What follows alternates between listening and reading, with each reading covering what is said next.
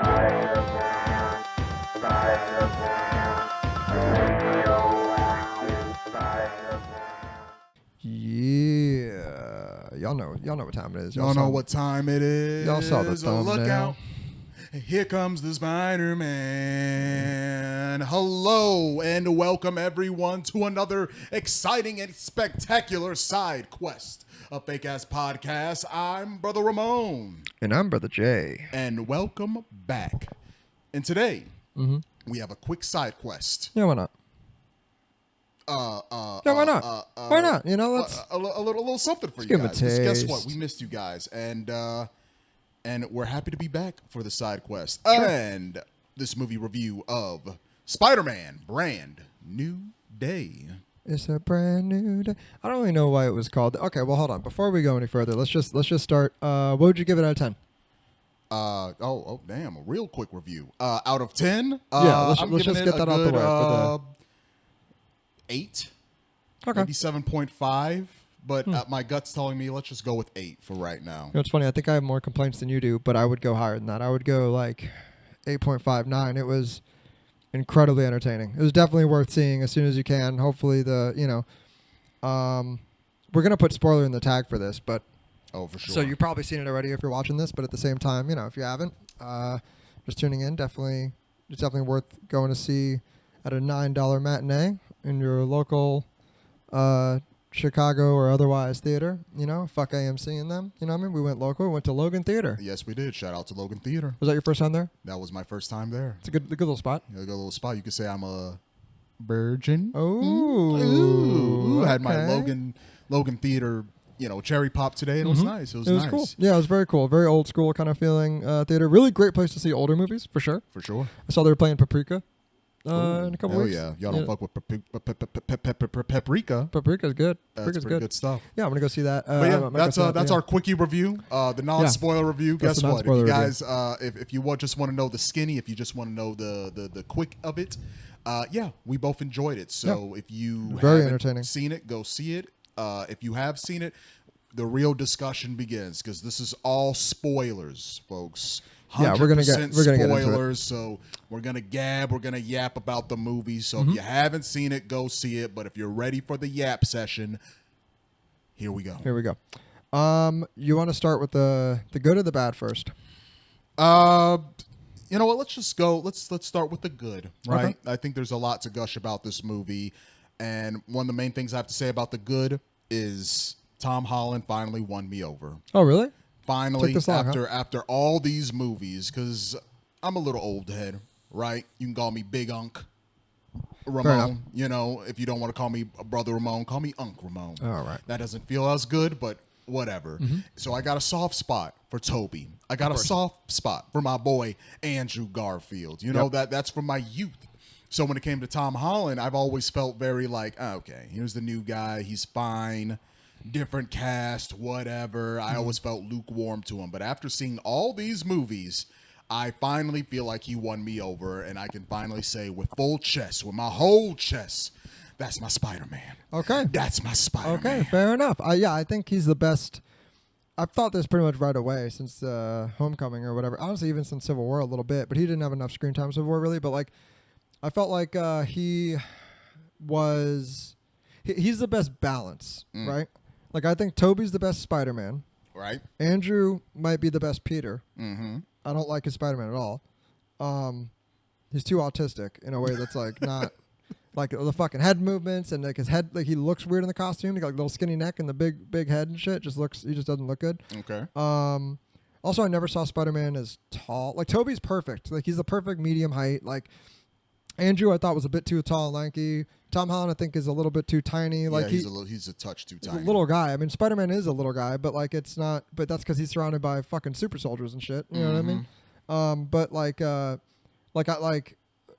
I knew he was kind of grown when the movie started, or when he started doing these movies. So I knew he wasn't really gonna get much bigger. But I do wish, and I'm sure he does too, that he kind of got a couple more inches on him. You know what I mean? Got some mass on him. We seen him plenty of time with Well, his shirt off and everything. for sure. My man's looking good. He's yoked. But He's yoked what in I the mean shit. by saying that he's my Spider-Man is he finally won me over with with how reacts with all these different characters, right? Yeah. How he actually acts and portrays as Peter Parker and Spider-Man. It's great to finally see Spider-Man really be Spider-Man when it comes to his technology, when it comes to his funny Right. quips. Everything feels just right about this Spider-Man. And in this movie, we got to see depressed Spider-Man. We Which got is to see the best. down on his dumps. Down in his dumps, Spider-Man. You know what I'm Yeah. saying? So that's a good mix that we all like to see. We like to not saying we want to see the boys suffer, obviously, but we want to see this Spider-Man or Peter Parker go through hard times and Yeah. how he rises up to the occasion, because Right. that's how he relates to all of us. You know Right. what I mean? There's a Spider-Man in all of us. There's True. a Peter Parker in all of us. Pause. You feel me? So Pause. it's good to see him deal with the struggles of life, but still have the courage and have the bravery to be the best that he can be, and be the best for New York City, or best for the world, wherever the case where he needs to be, dealing with real world shit, but also rising to the occasion. And I think this movie really highlights that fact for our boy Spider-Man. Yeah, I fully agree. Yeah, I think he was great in it. I think Zendaya was great. Honestly, acting wise, I have no complaints about No complaints. any of the performances whatsoever. I think they were all fantastic. Going in like chronological order of the movie,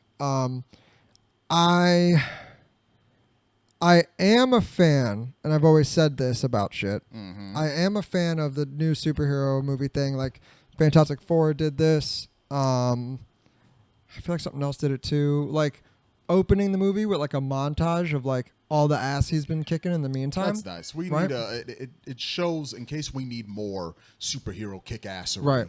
The montage at the beginning always feels good to get that introduction, get the movie going, and you get to see all those good fights in a good montage setting to get the vibe, get the tone good right off the bat. So I do appreciate a superhero movie that does that, instead of waiting 10 to 15, maybe even 20 minutes before any ass kickery starts. You start off right off the bat. You know what I'm saying? For sure, 100% on that. And also, like, what I don't like about that shit, though, is they kind of, hyped up a lot of those other extra villains. Like, this movie seems stacked from the cast and who they were playing and shit in the, the lead up.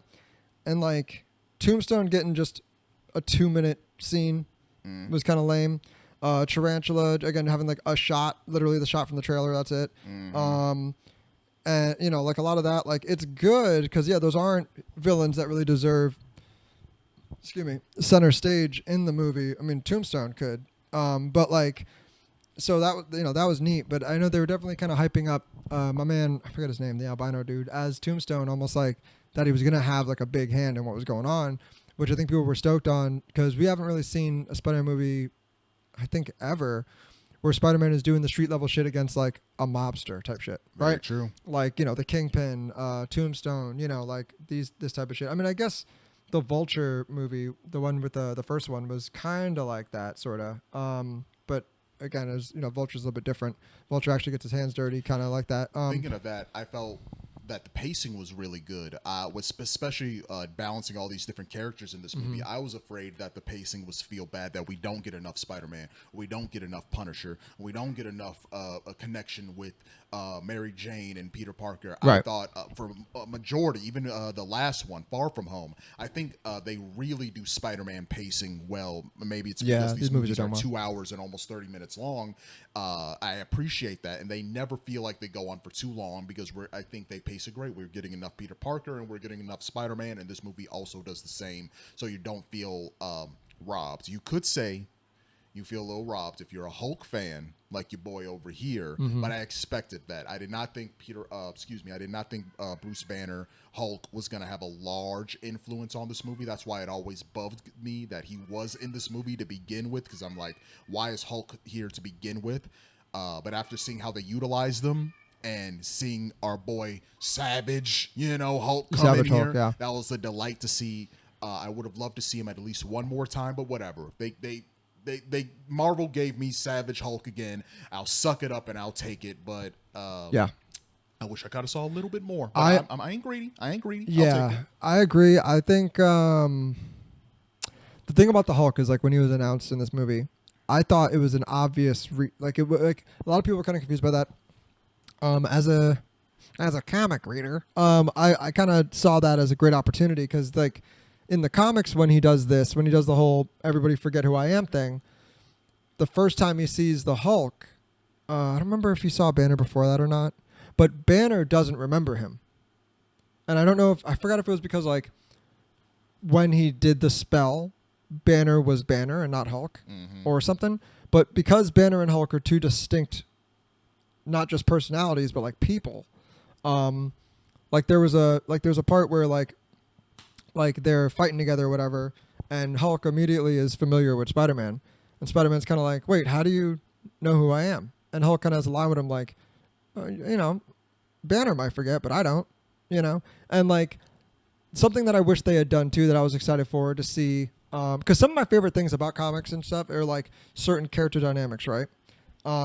Like knowing kind of like what we talk about with One Piece shit, like, you know, knowing like these two characters are homies, you know what I mean, or these two people hate each other, right? Even though they're both good guys. Like Spider-Man hates Deadpool. I'd imagine he's not super cool with Punisher just because the same reason he hates Deadpool is because he's a murderer. Punisher hates Moon Knight because Moon Knight fucks with him constantly. You know, he has, you know, people he likes, but Hulk particularly is like has a real soft spot for Spider-Man. Like he kind of treats him like a little brother or like a pet, you know, like he really, really loves him some Spider-Man. So I was hoping to get more of that. And even the scene when like towards the end, when, you know, Hulk is like sliding down or whatever, and he's looking at the mirror and Peter's kind of like telling him like, you know, Bruce, it's me. Like I was hoping Hulk would kind of have a moment of like, oh, what's up, dude? You know what I mean? Like, and kind of like snap out of it for a second, and Hulk would talk to Spider-Man and be like, my bad. You know what I mean? And like that would be that. I was kind of hoping for that, and that didn't happen. Thinking of a partnership, how'd you feel about Punisher and old Peter Parker? You know, Peter Parker, Spider-Man, you know, working hand in hand together in this movie. How did that work? I think their dynamic was very, very good. Same here. I can't personally remember many comics where they're like doing team ups together extensively. But I think John Barenthal and Tom Holland are great together. And like I do, because I know they're supposed to be like friends in real life too, so you could definitely see that. It was interesting to make Punisher a comic relief character without changing anything about him. It's just the context. Yeah. It's like he says the same shit to Daredevil, but it's like the Daredevil also reacts seriously. But Spider-Man just being like, "Shut up," you know what I mean? Is kind of good, and kind of seeing their progression almost and their beef, and like the whole Staten Island thing, you know, was the whole Staten Island bit was pretty good and very again on brand for the two of them. And yeah, like there was that great line where Spider-Man's like, are you kidding me? What, I gotta save your life twice to get a favor? Are you joking? Like, be so for real right now. You know, their banter was very good. Besides that, movie looked great. The shots, Spider-Man swinging around as always. The lighting, which there's tons of. Like way more Spider-Man masked up than there is Tom Holland. I think if you were to compare the screen time, for sure, which it's was not awesome. one of those movies where I wish we saw Spider-Man more. No, we saw Spider-Man aplenty. So yeah, that goes to a lot of. We could keep gushing all day, but that's why we're here. We're here to give you a little quick little something. Well, so that's going to be our pretty much our good for the movie. Well, hold on. I didn't say I was done. Hold on, 1 second. All right, so another thing, again, we're talking about good, and this is, you know what? What? Let me see if there's something else I want to mention before I say this. Okay. Okay. Take your time. Okay. So, the way they kind of touched on the man spider thing was cool at first, but could have. Again, I don't like that they didn't commit to it and didn't give him the four arms or the spider face or anything at any point, especially at the end. No Daredevil cameo in that ending scene was kind of a bummer, even though I don't think he's at the same prison. But Sadie Sink, okay, so Sadie Sink's character, which is what everybody assumed, is Jean Grey. It was Marvel's really great at the worst kept secrets shit, and she was great as Jean Grey. The way they did her powers was awesome. They really kind of let you know even early on, like this early on, that she's an Omega level mutant for sure. She ain't to be fucked with. Them establishing her backstory and her origin in this movie was cool. It felt weird having her in this as like the villain, especially because like obviously there's Dark Phoenix, but like I don't. Jean doesn't come across to me as like a malicious, like fucked up evil person who's like willing to like go there for her means, but like or for her goals. But like I did though like if that wasn't Jean Grey, I don't know who else it would have been. But if that wasn't Jean Grey, I would have thought 10 out of 10 with the way they did the story with her and Sadie Sink's performance and everything else. It was awesome. She's a great actress or whatever. But, and this leads me to the first bad thing. Okay, the first bad. Is Sadie Sink is not my Jean Grey. Fuck that. Okay? Like that, all right. And all right. Listen, she was a great actress and shit. But the reality is the bitch is in her 20s now. Right. And she still looks like she did season 1 of Stranger Things. Okay? She still looks like a 10-year-old. Which Jean Grey does not look like a 10-year-old. You're talking about a woman. A woman. Right? Mentally, physically. Like, you're talking about a woman that the leader, essentially alpha male of the X-Men, before Wolverine shows up, right? And then Wolverine, a cigar smoking, whiskey drinking, rough, rugged, 100-year-old alpha male dude. Yep. You're telling me these two alpha men are fighting over this little girl? I don't buy it. And if they do try to do that, it's going to feel very weird to me. For the two alpha men, you're talking Cyclops and Yeah. I just want to clarify. Yeah. And even if they do all younger X-Men, Yep. right? Like if they almost do like an X-Men Evolution shit, which I love that show. But even if they kind of do that thing, still you're talking about like hopefully like a bigger, like more mature, leadership oriented kind of guy. And not that like, you can't be into a short chick, but it's just like because these are characters that we grew up with, it's like having these characters fawn over a chick who looks 10 is just like not it, bro. Like at all. You know what I mean? And she ain't getting any bigger. It's about that 10-year-old looking heart, Jay. You're too busy looking on the looks, man. Huh? Too busy thinking about the looks. It's about the character and how she represents. Well, unfortunately, comics and movies are a visual medium, Ramon. Okay? So, like, just imagine that visually on screen. Like, imagine Hugh Jackman's Wolverine trying to fuck on Sadie Sink. Ooh. You know what I'm saying? Like, what, dude? You know what I mean? Or like, whoever they get to replace him. Like, no matter who they get to replace him, by the time he gets to the X-Mansion, he's at least 100 years old by then. Yep. Like, it's always been kind of weird that he's got 80 or so years on her, just in general. But I understand the idea of like, again, she's a many grown options. Yeah, and she's a grown-ass woman in every sense of the word, right? Like, it makes sense that, he's only a man or whatever, right? Like, but like I'm just not... Like, she's great for this movie, but I really hope they recast her. But I don't think they're gonna, because, like, why else would they waste all this time on her backstory and establishing her as a character and giving her somewhere to go at the end and all this other shit if they're gonna recast her? Like, I think that is gonna be our Jean Grey, We'll see. which is a problem for me, personally. My one and only complaint with this movie is going back on Jean Grey is I don't like this Marvel, Mickey, Disney-ass villains when it comes to the turn at the end. Because I think most comic book fans know when we saw Jean Grey when the movie premiered her, presented her, showed the name, right. We all know, like, this is a good guy. If you're not a fan of Right. comic books, Jean Grey doesn't mean anything to you. But if you Her are a fan Dark of comic Phoenix saga, books, she was the villain, but that's different. She was possessed. That's actually, I don't think about it, a clever point that they kept referring to her powers not so much as mind control, they kept referring to it as possession. Yes. Which is a bit of a foreshadowing or like a nod to her being possessed by the Dark Phoenix, because that is what that is. It's a fucking possession by like a space god. So like when she's on her fuck shit, the space god is tapping into her rage and stuff that she kind of keeps bottled up, but like, and her trauma and shit, but like, it's the Phoenix. It's not her. Like when the Phoenix leaves her, she's not like that. You know what I mean? For sure. So when her being the only that twist, not that twist, but her being the main villain, I kept waiting for another villain to appear because I want Right. Spider-Man to fight. Let's say Spider-Man and Punisher. to fight a villain. I need Green Goblin. I need someone malicious. I want them to find someone a menace, someone who's cruel to fight versus kind of the sympathetic, anti-hero, whatever we want to call it, or villain at first and then turns hero at the end. That's cute and all, but I want a villain. So it might be obviously a personal critique to me. Some of you guys may really like that at the end, and that has no effect on the way you saw or perceived the movie in any way.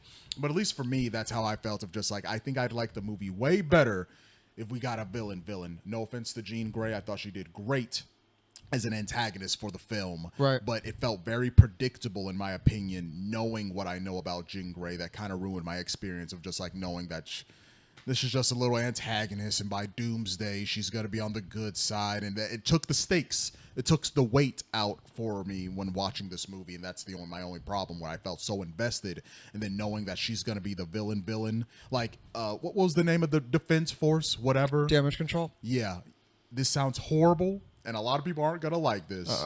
But I felt like if the black dude came up with a fucking mech and did like, oh, now I'm in control, and he was the villain, kind of in like a subtle and now way. You have Jean Grey, Spider-Man, and Punisher and even the Hulk making a cameo to fight this giant mech thing or whatever, and they had that gang antagonizing force that they all there's a team up fight at the end. The team up and do that. I would have felt more. Not saying I need my movie to have this. I'm just saying, at least for me personally, that it kind of held back with Jean Grey and knowing kind of already how the movie was going to end. Even though the giant mech or him putting on a fake ass Spider-Man costume and we're getting like the Black Panther clone that would have been terrible. Type shit. That's annoying and we don't like that. But at least that superhero team up at the end to fight the big bad, to make the first antagonist feel like a protagonist towards the end, and you know what I mean? It sounds cliche, sounds a little head ass, but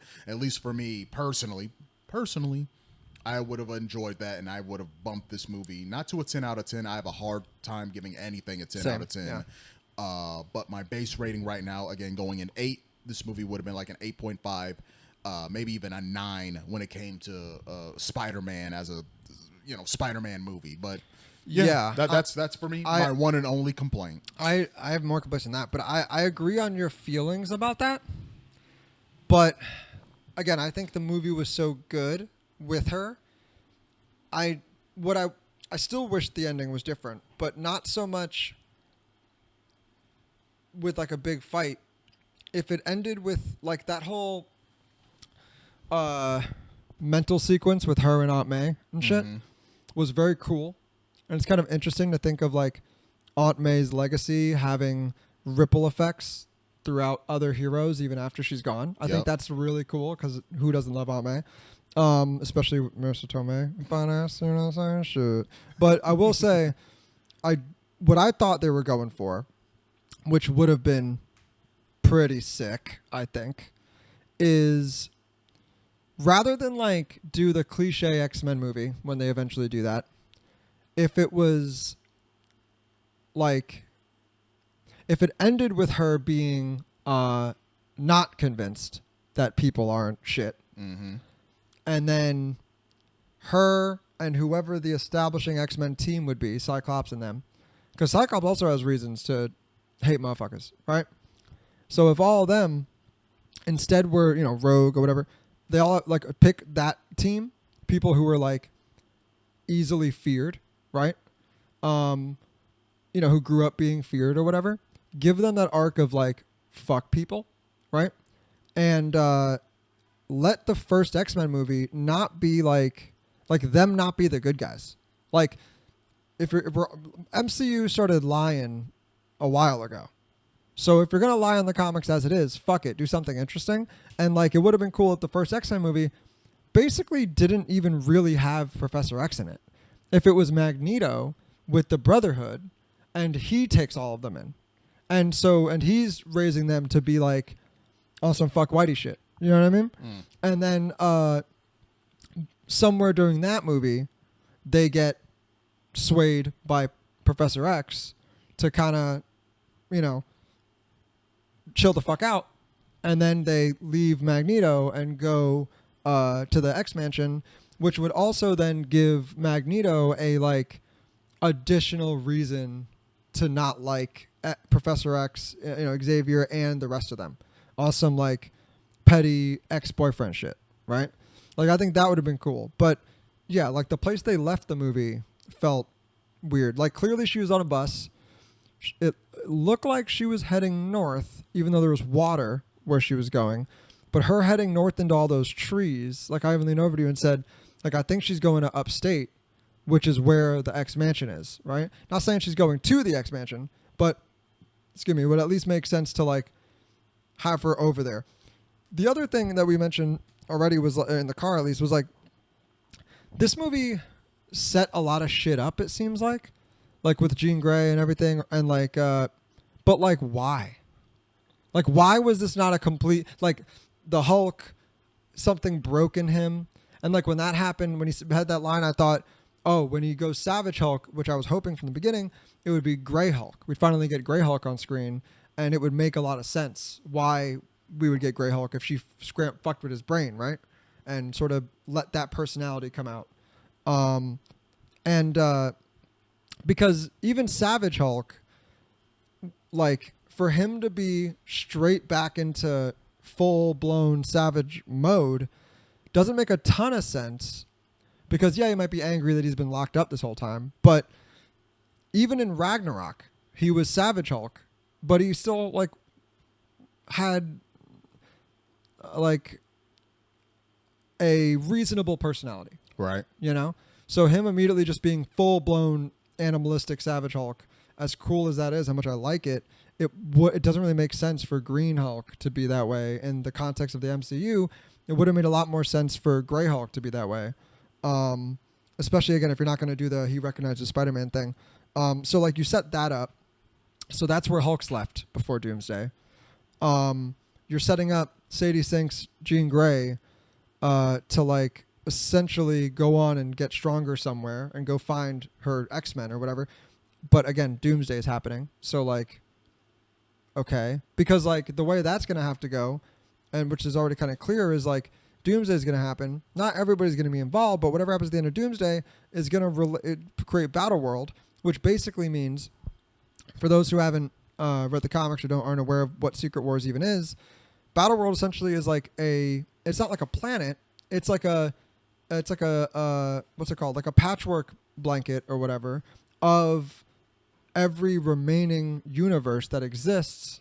So like, and essentially split up into like countries, right? So like no matter whatever she's about to go do right now is cooked. You know what I mean? Like, right.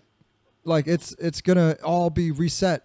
You know what I mean? Like the next time we see her. So like, why the fuck would you even do that in the first place? You know what I'm saying? Like, I like the idea of having an X-Men in here and having Jean Grey in here. But again, I wish it was any other actress, and like the way they left it just didn't make sense. So like it would make a lot more sense to context of this for them to recast her and it not be that. But I get it, like because of the rumors that they're going to do a young X-Men moving forward, it makes sense that Sadie Sink is like the appropriate age to be that character for a long time.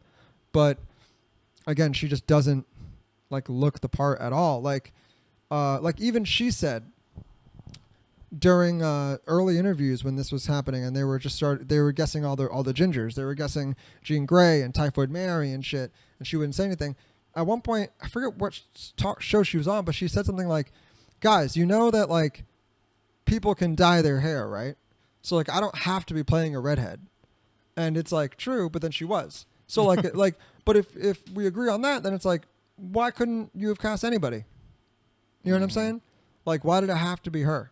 Like, honestly, I think, I don't know who I would have rather had. I almost said the chick from Gen V, but she has the same issue of just looking like mad young, which is like, again, good for like a young X-Men thing. But if we're talking about carrying this shit over, right? Like, it's not going to work for me personally, man. And, speaking of X-Men thing, we already mentioned, for me, my dream casting for the new X-Men series would be Wolverine is what's his name? Tygan something, whatever. The kid from Kingsman, who was Elton John and shit. That kid would be a sick Wolverine. And for Cyclops, I want Patrick Schwarzenegger, actually. Nice. Arnold's son. I think he's yoked enough. He can pull off like the Boy Scout personality well enough. Like, he looks like he has one of those faces that's like identifiable, but also kind of bland. You know what I mean? Just like a regular white guy look, And like I said to you earlier too, like the next Cyclops I want to be comic accurate in the sense of my man is in the gym 24/7 on some Batman mentality because he feels like everything is on his shoulders, so he needs to be prepared in every way, shape, or form to fight fucking God knows what, right? He's got to fight giant robots. And like Cyclops' hands are almost just as deadly as his lasers. So like you need a dude who looks imposing. Like this whole like Twinkie skinny Cyclops that they've been doing is just not going to work, for like in the old movies with James Marsden and even the reboot they did with the chick from Game of Thrones and shit, like the First Class stuff. Like again, fine for like a young dude, but it reason to believe that this new series is supposed to be like the new era of Marvel for the foreseeable future, and like I don't want to see that bitch carry a movie. You know what I mean? Like we need people who can kind of do the job now. You know what I mean? Like Tom Holland. Like he don't look that different between now and his old and his first appearance. You know what I'm saying? Like he looks like he's grown up a little bit, but he doesn't look like a different dude. You know what I mean? But what else? Oh, the Man Spider thing. I think it was cool to touch on. But like I said, I wish he went full blown Man Spider with the arms and the face and everything else.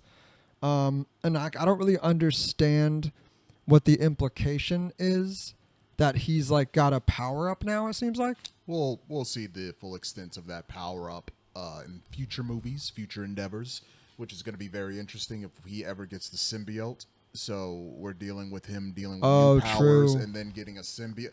What are we doing? And obviously we're talking about things that have not happened yet.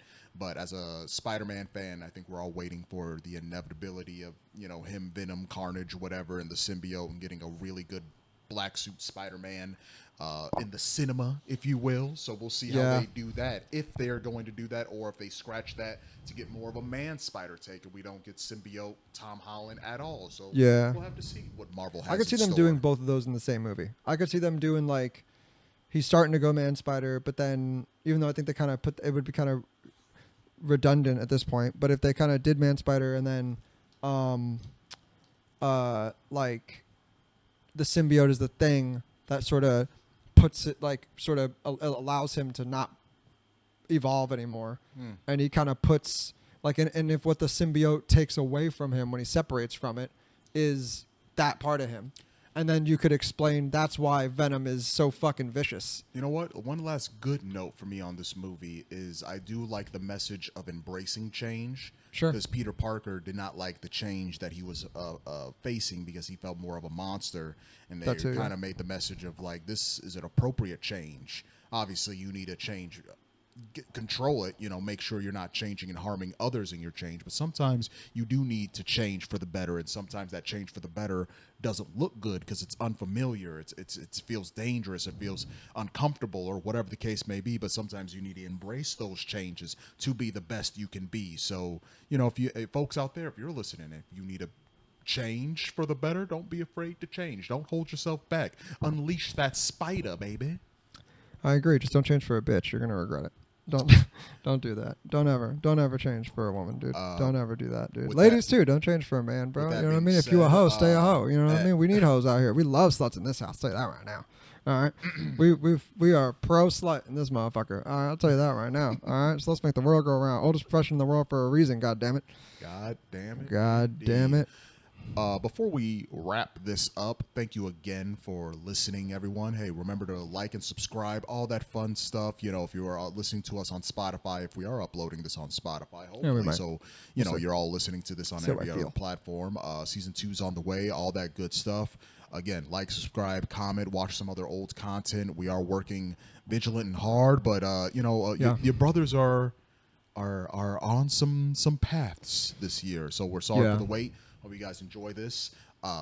Before we leave you all, one last comment. Brother Jay, when it comes to these Tom Holland films, How is which one do you feel like is the best? Did this Brand New Day is this the best of the films for you, or how are you feeling compared to the other ones? Because for me personally, I want to say this might be, which is crazy coming from the last movie, but this just felt like Spider-Man. It just felt like what I need from a Tom Holland. This is my favorite Spider-Man in general.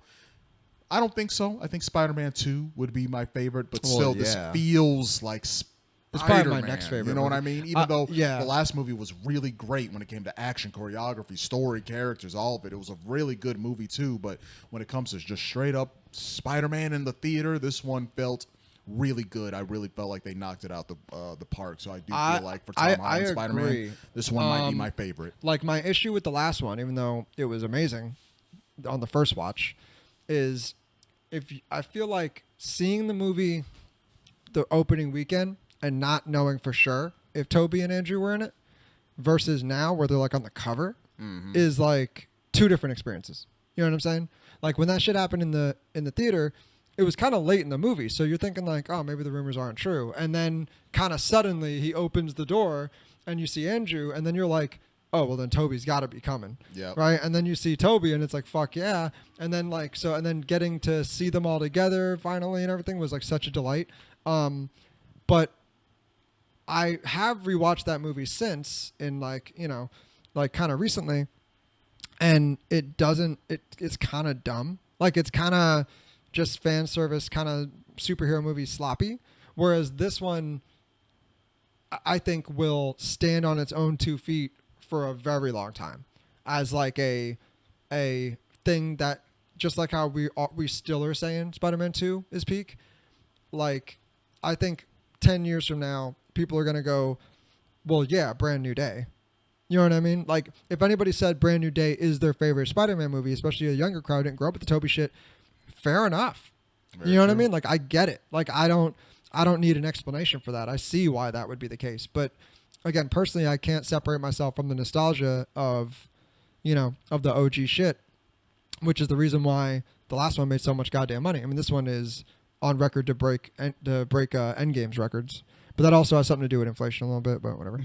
But yeah, I loved it. I think definitely the best Tom Holland movie. Again, as a film, not as like a nostalgia bait. You know what I'm saying? For sure. Like the last one was really enjoyable, but that's another thing. This movie was entertaining as fuck the entire time. Like even though I have genuinely a lot of problems with it, mostly because of the implications of later shit and stuff like that, and things I wish I would have seen and stuff I feel like I kind of got cock teased on. Like I think there wasn't a moment in this movie where I wasn't entertained, even though even like I thought it was over after the Hulk thing and he's hanging out with the crew again, right?